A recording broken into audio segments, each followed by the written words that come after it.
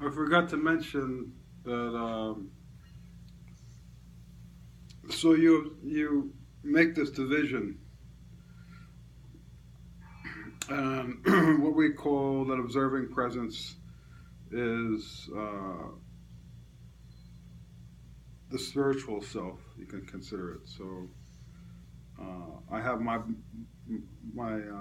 body mind, which is also called ego. So all my sensations, my feelings, my emotions, my bodily sensations that go with the emotions, my repetitive thoughts, my endless wandering mind, my distractions, my seeking for distractions, my seeking for pleasure, which is all an escape from discomfort. So once we establish this spiritual nature, which is consciousness, simply consciousness, awareness, then we're not trapped in the ego body, in this body mind. So that's our spiritual nature because we can't define it physically. Consciousness cannot be. They say it's non-local. So consciousness, the seat of experience, what it's like to be me, what it's like to see the color red, what it's like for me to have this experience cannot be found. So consciousness cannot be found locally anywhere in the nervous system. This is a scientific fact, and it's the greatest mystery right now in cognitive sciences.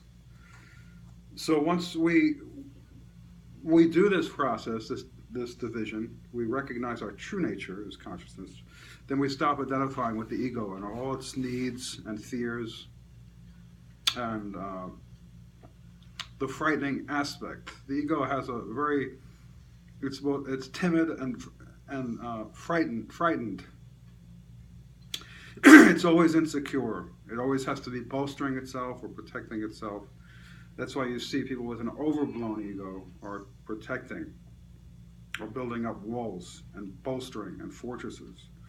And so we create this identity that is very much linked, that is identical to ego. That's why I talk about identity, not identifying with any role. So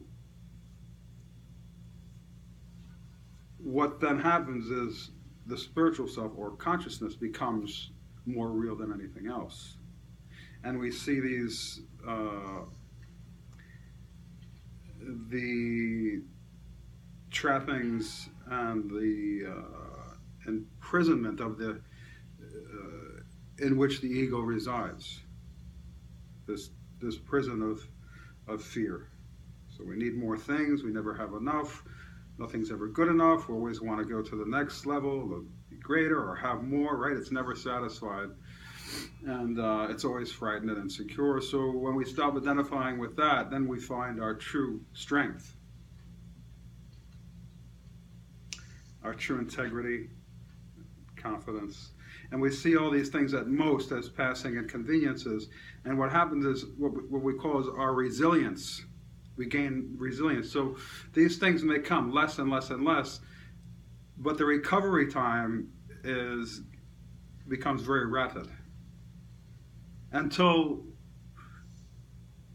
these situations cease to arise, and we're always maintain that spiritual balance.